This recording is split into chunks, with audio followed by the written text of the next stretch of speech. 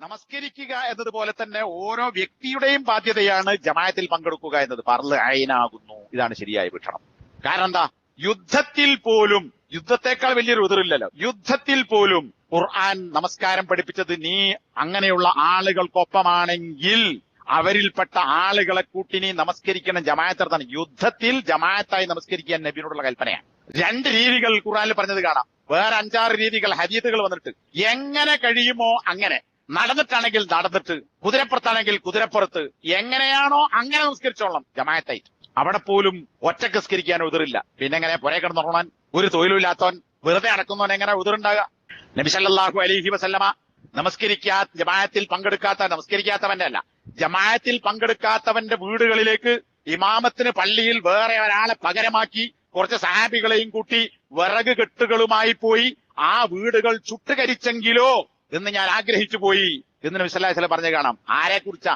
നിസ്കരിക്കാത്തവരെ കുറിച്ചല്ല. ഹദീസുകളിൽ കാണാം, ഇലാ ഖൗമിൻ ലാ യസ്ഹദൂന സ്വലാത്ത, നമസ്കരിക്കാത്തവർ, നമസ്കാരത്തിന് ഹാജരാകാത്തവർ, ജമാഅത്തിൽ വരാത്ത ആളുകളുടെ വീടുകൾ തീ കൊണ്ട് ചുട്ടുകരിക്കാൻ, വിറകിട്ട് കരിക്കാൻ ഞാൻ ഉദ്ദേശിച്ചു പോയി. മുസ്ലിം ഉദ്ധരിച്ച ഹദീസാണ്. തുമ്മ ആതിയ ഖൗമൻ യുസല്ലൂന ഫീ ബുയൂതിഹിം ലൈസ ബിഹിം ഇല്ല, ഒരു കാരണവുമില്ലാതെ പള്ളിക്ക് പോരാൻ പറ്റാത്ത രോഗം അല്ലെങ്കിൽ മറന്നുപോയവർ, അതൊക്കെയാണ് ഇല്ലത്ത് നിറയുന്നത്. ഒരു കാരണവുമില്ലാതെ വീട്ടിൽ വെച്ച് നമസ്കരിക്കുന്ന ആളുകൾ കണ്ടോ, നമസ്കരിക്കാത്തവരെ കുറിച്ചല്ല പറയുന്നത്.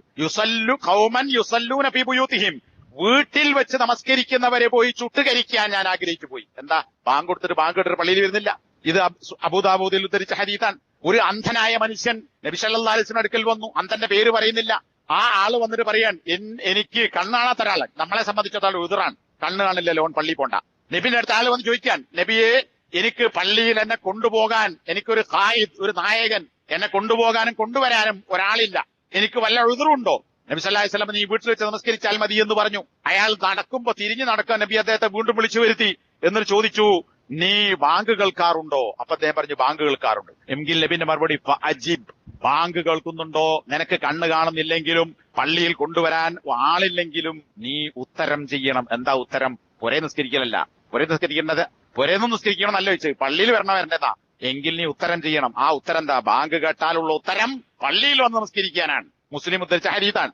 ബാങ്ക് കേട്ടിട്ടും ന്യായമായ കാരണങ്ങളില്ലാതെ പള്ളിയിൽ പോകാതിരിക്കുക എന്ന് പറയുന്നത് വൻപാപമാണ്. അപ്പൊ കണ്ണ് കാണുന്ന, ബാങ്ക് കേൾക്കുന്ന സൗകര്യമുള്ള ആളുകൾ ജമാഅത്തിന് പള്ളിയിൽ പോകുന്നില്ലെങ്കിൽ വൻപാപം ചെയ്തവരാകുന്നു.